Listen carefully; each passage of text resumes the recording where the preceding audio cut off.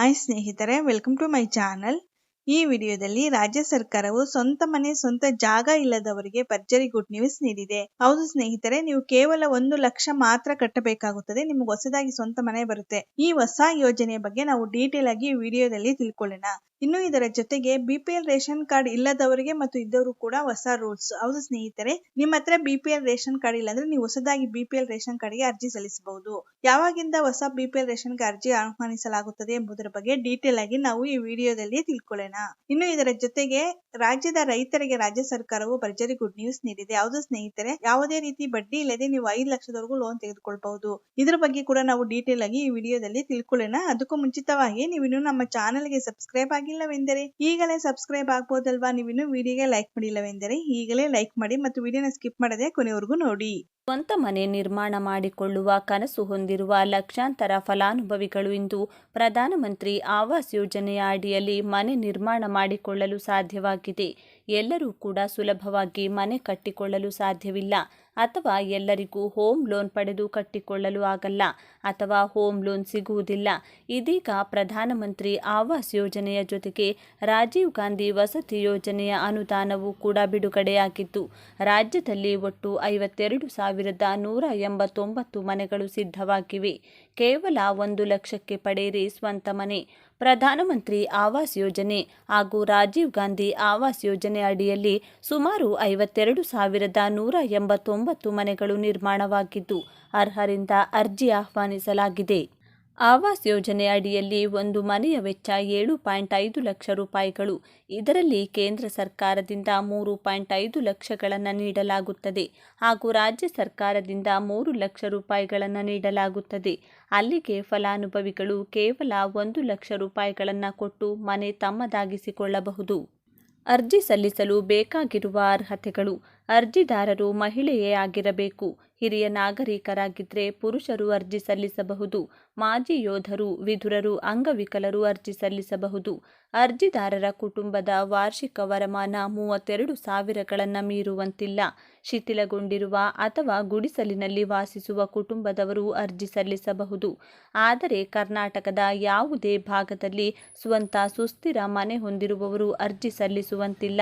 ಮನೆ ನಿರ್ಮಾಣಕ್ಕಾಗಿ ಅರ್ಜಿದಾರರು ಸ್ವಂತ ನಿವೇಶನ ಹೊಂದಿದ್ದು ಅದಕ್ಕೆ ದಾಖಲೆ ಇರಬೇಕು. ಈ ಹಿಂದೆ ಆವಾಸ್ ಯೋಜನೆಯ ಅಡಿಯಲ್ಲಿ ಪ್ರಯೋಜನ ಪಡೆದುಕೊಂಡಿರುವ ಅಭ್ಯರ್ಥಿಗಳು ಅರ್ಜಿ ಸಲ್ಲಿಸುವಂತಿಲ್ಲ. 1 ಲಕ್ಷಕ್ಕೆ ಮನೆ ಪಡೆದುಕೊಳ್ಳಲು ಅರ್ಜಿ ಸಲ್ಲಿಸುವುದು ಹೇಗೆ?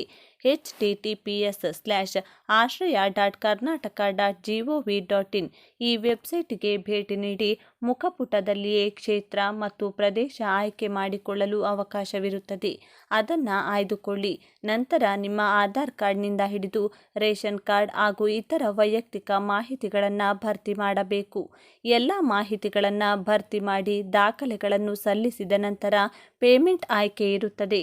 ನೀವು ಅಲ್ಲಿ ಕೊಡಲಾಗಿರುವ ಮೊತ್ತವನ್ನು ಆನ್ಲೈನ್ ಮೂಲಕವೇ ಪಾವತಿ ಮಾಡಬಹುದು. ಪಡಿತರ ಚೀಟಿ ಅಥವಾ ರೇಷನ್ ಕಾರ್ಡ್ ಇಲ್ಲದವರಿಗೆ 2024 ಹೊಸ ವರ್ಷಕ್ಕೆ ರಾಜ್ಯ ಸರ್ಕಾರ ಬಂಪರ್ ಗಿಫ್ಟ್ ಘೋಷಿಸಿದೆ. ಇನ್ಮುಂದೆ ಸರ್ಕಾರದ ಪಡಿತರ ವಸ್ತು ಪಡೆದುಕೊಳ್ಳುವುದು ಮಾತ್ರವಲ್ಲದೆ ಸರ್ಕಾರದ ಇತರ ಯಾವುದೇ ಯೋಜನೆಯ ಪ್ರಯೋಜನ ಪಡೆದುಕೊಳ್ಳಲು ಅಗತ್ಯವಾಗಿರುವ ರೇಷನ್ ಕಾರ್ಡನ್ನು ಪ್ರತಿಯೊಬ್ಬರೂ ಹೊಂದಬಹುದು ಎಂದು ಸರ್ಕಾರ ತಿಳಿಸಿದೆ. ರಾಜ್ಯ ಸರ್ಕಾರದ ಹೊಸ ಅಪ್ಡೇಟ್: ಆಹಾರ ಇಲಾಖೆಗೆ ಇದುವರೆಗೆ ಸಂದಾಯವಾಗಿರುವ ಸುಮಾರು 3 ಲಕ್ಷಕ್ಕೂ ಅಧಿಕ ರೇಷನ್ ಕಾರ್ಡ್ ಅರ್ಜಿಯನ್ನು ಹಂತ ಹಂತವಾಗಿ ಪರಿಶೀಲನೆ ಮಾಡಲಾಗುತ್ತಿದೆ. ಸುಮಾರು 20,000ಕ್ಕೂ ಹೆಚ್ಚಿನ ಪಡಿತರ ಚೀಟಿ ಪರಿಶೀಲನೆ ನಡೆಸಲಾಗಿದ್ದು, ಜನವರಿ 15ರ ಒಳಗೆ ಫಲಾನುಭವಿಗಳಿಗೆ ಪಡಿತರ ಚೀಟಿ ವಿತರಣೆ ಮಾಡಲಾಗುವುದು. ಇನ್ನು ಇದರ ಜೊತೆಗೆ ಹೊಸದಾಗಿ ಪಡಿತರ ಚೀಟಿ ಪಡೆದುಕೊಳ್ಳಲು ಅರ್ಜಿ ಸಲ್ಲಿಸುವವರಿಗೆ ಸರ್ಕಾರ ಅವಕಾಶ ಮಾಡಿಕೊಟ್ಟಿದೆ. ಹೌದು, ರಾಜ್ಯದಲ್ಲಿ ಯಾರು ಪಡಿತರ ಚೀಟಿ ಹೊಂದಿಲ್ಲವೋ ಅಂತವರಿಗೆ ಪಡಿತರ ಚೀಟಿಗಾಗಿ ಅರ್ಜಿ ಸಲ್ಲಿಸಲು ಸರ್ಕಾರ ಮತ್ತೆ ಅವಕಾಶ ನೀಡುತ್ತಿದೆ. ಜನವರಿಯಲ್ಲಿ ಹೊಸ ಪಡಿತರ ಚೀಟಿಗಾಗಿ ಅರ್ಜಿ ಸಲ್ಲಿಸಬಹುದು. ಮುಂದಿನ ತಿಂಗಳು ಅಂದರೆ ಫೆಬ್ರವರಿಯಲ್ಲಿಯೂ ಕೂಡ ಅರ್ಜಿ ಸಲ್ಲಿಕೆ ಪ್ರಕ್ರಿಯೆ ಮುಂದುವರಿಯಬಹುದು. ಹೊಸ ಪಡಿತರ ಚೀಟಿಗಾಗಿ ಅರ್ಜಿ ಸಲ್ಲಿಸುವವರು ಇದನ್ನು ಗಮನಿಸಿ. ಬೇಕಾಬಿಟ್ಟಿಯಾಗಿ ಯಾರೂ ಕೂಡ ಪಡಿತರ ಚೀಟಿಗೆ ಅರ್ಜಿ ಸಲ್ಲಿಸುವಂತಿಲ್ಲ. ಇದಕ್ಕೆ ಸರ್ಕಾರದ ಕೆಲವು ಪ್ರಮುಖ ನಿಯಮಗಳನ್ನು ಪಾಲನೆ ಮಾಡಬೇಕು. ಪಡಿತರ ಚೀಟಿ ಹೊಂದಿರುವವರು ಮತ್ತೆ ಅರ್ಜಿ ಸಲ್ಲಿಸುವಂತಿಲ್ಲ. APL ಕಾರ್ಡ್ ಇರುವವರು BPL ಕಾರ್ಡ್ ಪಡೆದುಕೊಳ್ಳಲು ಅರ್ಜಿ ಸಲ್ಲಿಸುವ ಸಾಧ್ಯತೆ ಇರುತ್ತದೆ. ಆದರೆ ಈ ರೀತಿ ಮಾಡುವಂತಿಲ್ಲ ಎಂದು ಸರ್ಕಾರ ತಿಳಿಸಿದೆ. ಇನ್ನು ಎರಡನೆಯದಾಗಿ, ನೀವು ಒಂದು ಪಡಿತರ ಚೀಟಿಯಲ್ಲಿ ಸದಸ್ಯರಾಗಿ ನಿಮ್ಮ ಹೆಸರು ಇದ್ದರೆ ಆ ಹೆಸರನ್ನು ಮೊದಲು ತೆಗೆಸಬೇಕು. ಆ ಕುಟುಂಬದಿಂದ ನೀವು ಹೊರಗೆ ಇದ್ದರೆ ಅರ್ಜಿ ಸಲ್ಲಿಸಬಹುದು. ಪಡಿತರ ಚೀಟಿ ಸಲ್ಲಿಕೆ ಮಾಡುವಾಗ ನೀವು APL ಕಾರ್ಡ್ಗಾಗಿ ಅಥವಾ BPL ಕಾರ್ಡ್ಗಾಗಿ ಹಾಗೂ ಅಂತ್ಯೋದಯ ಕಾರ್ಡ್ಗಾಗಿ 3 ವಿಭಾಗದಲ್ಲಿ ಯಾವುದಕ್ಕೆ ಅರ್ಜಿ ಸಲ್ಲಿಸುತ್ತಿದ್ದೀರಿ ಎಂಬುದನ್ನು ಸ್ಪಷ್ಟವಾಗಿ ನಮೂದಿಸಬೇಕು. ಬೆಳಗ್ಗೆ 9 ಗಂಟೆಯಿಂದ ಮಧ್ಯಾಹ್ನದವರೆಗೆ ಮಾತ್ರ ಅರ್ಜಿ ಸಲ್ಲಿಸಲು ಅವಕಾಶವಿದೆ.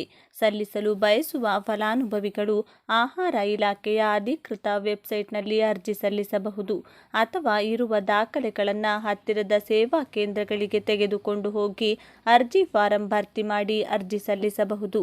ಅನ್ನಭಾಗ್ಯ ಯೋಜನೆಯ ಹಣ ಬಿಡುಗಡೆ. 4 ಕಂತಿನ ಹಣ ಕೂಡ ಬಿಡುಗಡೆಯಾಗಿದೆ. ಸಾಕಷ್ಟು ಜನರ ಖಾತೆಗೆ ಅನ್ನಭಾಗ್ಯ ಯೋಜನೆಯ ಹಣ ಜಮಾ ಆಗಿದ್ದು, ಇನ್ನೂ ಹಲವರ ಖಾತೆಗೆ ಹಣ ಬಂದಿಲ್ಲ ಎನ್ನುವ ದೂರು ಕೇಳಿಬರುತ್ತಿದೆ. ಮುಖ್ಯವಾಗಿ ಮನೆ ಯಜಮಾನ ಅಥವಾ ಯಜಮಾನಿ ಖಾತೆಗೆ KYC ಆಗದೇ ಇರುವುದು ಪ್ರಮುಖವಾದ ಕಾರಣವಾಗಿದೆ. ಹೋಗಿ ಆಧಾರ್ ಲಿಂಕ್ ಆಗಿದೆಯೋ ಇಲ್ಲವೋ ಎಂಬುದನ್ನು ಚೆಕ್ ಮಾಡಿಕೊಳ್ಳಿ. ಅನ್ನಭಾಗ್ಯ ಯೋಜನೆಯ ಹಣ ಯಾವ ದಿನಾಂಕ ಜಮಾ ಆಗಲಿದೆ?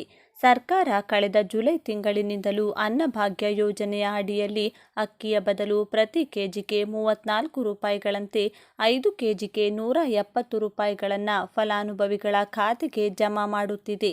ಇಲ್ಲಿಯವರೆಗೂ ಉಚಿತ ಅಕ್ಕಿ ವಿತರಣೆ ಮಾಡಲು ಹೆಚ್ಚುವರಿ ಅಕ್ಕಿಯನ್ನು ಒದಗಿಸಲು ಸಾಧ್ಯವಾಗದೇ ಇರುವ ಹಿನ್ನೆಲೆಯಲ್ಲಿ ರಾಜ್ಯ ಸರ್ಕಾರ DBT ಮಾಡುವ ಪ್ರಕ್ರಿಯೆಯನ್ನು ಮುಂದುವರೆಸಿದೆ.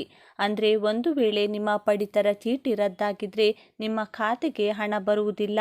ಇಲಾಖೆಯ ಅಧಿಕೃತ ವೆಬ್ಸೈಟ್ನಲ್ಲಿ ಈ ಸರ್ವಿಸ್ ವಿಭಾಗದಲ್ಲಿ ಈ ಸ್ಥಿತಿ ಎನ್ನುವ ಆಯ್ಕೆಯನ್ನು ಕ್ಲಿಕ್ ಮಾಡಿ ಮಾಹಿತಿಗಳನ್ನು ನೀಡಿ. ನಿಮ್ಮ ಪಡಿತರ ಚೀಟಿ ರದ್ದಾಗಿದೆಯೋ ಅಥವಾ ನಿಮ್ಮ ಹೆಸರು ಇದೆಯೋ ಎನ್ನುವುದನ್ನು ಚೆಕ್ ಮಾಡಿಕೊಳ್ಳಿ. ರೈತರಿಗೆ ತಮ್ಮ ಭೂಮಿಯಲ್ಲಿ ಬೆಳೆ ಬೆಳೆಯುವುದಕ್ಕೆ ಬಿತ್ತನೆ ಬೀಜ, ಕೃಷಿ ಉಪಕರಣಗಳು ಮೊದಲಾದ ವಸ್ತುಗಳು ಬೇಕೇ ಬೇಕು. ಇದೆಲ್ಲವನ್ನು ಒದಗಿಸಿಕೊಡುವುದಕ್ಕೆ ರೈತರಿಗೆ ಕಷ್ಟವಾಗಬಹುದು. ಇದೇ ಕಾರಣಕ್ಕೆ ಸರ್ಕಾರ ರೈತರಿಗೆ ಅನುಕೂಲವಾಗುವಂತೆ ಬೇರೆ ಬೇರೆ ರೀತಿಯ ಸಾಲ ಸೌಲಭ್ಯಗಳನ್ನು ನೀಡುತ್ತಿದೆ. ಕೆಲವು ಸಾಲ ಸೌಲಭ್ಯಗಳಿಗೆ ಯಾವುದೇ ರೀತಿಯ ಬಡ್ಡಿಯನ್ನು ಸರ್ಕಾರ ವಿಧಿಸುವುದಿಲ್ಲ. ಇನ್ನು ಕೆಲವು ಸಾಲಕ್ಕೆ ಅತಿ ಕಡಿಮೆ ಬಡ್ಡಿ ದರ ಇರುತ್ತದೆ ಹಾಗೂ ಸಬ್ಸಿಡಿ ಕೂಡ ಸರ್ಕಾರದಿಂದ ಸಿಗುತ್ತದೆ. ಈಗ ರೈತರು ಕೆಲವು ಕೃಷಿ ಚಟುವಟಿಕೆಗಳಿಗಾಗಿ ಬಡ್ಡಿ ರಹಿತ ಸಾಲ ನೀಡಲು ಸರ್ಕಾರ ಮುಂದಾಗಿದ್ದು, ಅಂತಹ ಯೋಜನೆಯ ಬಗ್ಗೆ ಇಲ್ಲಿದೆ ಸಂಪೂರ್ಣ ಮಾಹಿತಿ. ಸರ್ಕಾರದಿಂದ ಬಡ್ಡಿ ರಹಿತ ಸಾಲವನ್ನು ಪಡೆದುಕೊಳ್ಳಬಹುದು. ಕೃಷಿ ಚಟುವಟಿಕೆಗಾಗಿ DCC ಬ್ಯಾಂಕ್ನಲ್ಲಿ ಈ ಕೆಲವು ಚಟುವಟಿಕೆಗಳಿಗೆ ವಿಶೇಷ ಸಾಲ ಸೌಲಭ್ಯ ಸಿಗಲಿದೆ. ಕುರಿ ಸಾಕಾಣಿಕೆ, ಹೈನುಗಾರಿಕೆ, ಬಡ್ಡಿ ರಹಿತ ಕೃಷಿ ಸಾಲ, ವಿವಿಧ ಬೆಳೆಗಳ ಮೇಲೆ ಸಾಲ ಸೌಲಭ್ಯವನ್ನು ನೀಡಲಾಗುತ್ತಿದೆ. ಕೃಷಿ ಸಾಲ ಪಡೆದುಕೊಳ್ಳುವುದು ಹೇಗೆ? ಕೃಷಿ ಚಟುವಟಿಕೆಗಳಿಗಾಗಿ 1.3% ಮಾತ್ರ ಬಡ್ಡಿ ದರ ನಿಗದಿಪಡಿಸಲಾಗಿರುವ ಸಾಲ ಸೌಲಭ್ಯವನ್ನು ಪಡೆದುಕೊಳ್ಳಬಹುದು. ಜೊತೆಗೆ ಬಡ್ಡಿ ರಹಿತ ಸಾಲ ಸೌಲಭ್ಯ ಕೂಡ ಲಭ್ಯವಿದೆ. ಆದರೆ ರೈತರು ಈ ಸಾಲ ಸೌಲಭ್ಯ ಪಡೆದುಕೊಳ್ಳಲು ಮುಖ್ಯವಾಗಿ ಫ್ರೂಟ್ಸ್ ID ಹೊಂದಿರಬೇಕು ಹಾಗೂ ಈ ID ಜೊತೆ ಸರ್ವೆ ನಂಬರ್ ಲಿಂಕ್ ಆಗಿರಬೇಕು. DCC ಬ್ಯಾಂಕ್ನಲ್ಲಿ ಖಾತೆ ಹೊಂದಿರುವವರು ಕೃಷಿ ಸಾಲವನ್ನು ಪಡೆದುಕೊಳ್ಳಬಹುದು. ಸರ್ವೆ ನಂಬರ್ ಹಾಗೂ ಪಹಣಿ ಪತ್ರವನ್ನು ಸಾಲ ಪಡೆದುಕೊಳ್ಳಲು ನೀಡಬೇಕಾಗಿರುವ ದಾಖಲೆಗಳಾಗಿವೆ. ಇನ್ನು ಈ ಕೃಷಿ ಸಾಲವನ್ನು ಪಡೆದುಕೊಂಡ ನಂತರ 1 ವರ್ಷಗಳಲ್ಲಿ ಮರುಪಾವತಿ ಮಾಡಿ ಮತ್ತೆ ಹಿಂಪಡೆದುಕೊಳ್ಳಬಹುದು. ಅಂದರೆ ಇಲ್ಲಿ ಸಾಲ ರಿನಿವಲ್ ಆಗುತ್ತದೆ. ಎಷ್ಟು ವರ್ಷಗಳವರೆಗೆ ಬೇಕಾದರೂ ಮಾಡಿಕೊಳ್ಳಬಹುದಾಗಿದೆ. ನೀವು ರಿನಿವಲ್ ಮಾಡಿಕೊಳ್ಳದೇ ಇದ್ದರೆ ಆ ಸಾಲದ ಮೇಲೆ ಬಡ್ಡಿ ವಿಧಿಸಲಾಗುತ್ತದೆ. ಸದ್ಯ DCC ಬ್ಯಾಂಕ್ನಲ್ಲಿ ಸಿಗುತ್ತಿರುವ ಈ ಸಾಲ ಸೌಲಭ್ಯ ಪಡೆದುಕೊಳ್ಳಲು ಹತ್ತಿರದ DCC ಬ್ಯಾಂಕ್ ಶಾಖೆಗೆ ಹೋಗಿ ರೈತರು ಹೆಚ್ಚಿನ ಮಾಹಿತಿ ಪಡೆದುಕೊಳ್ಳಬಹುದು.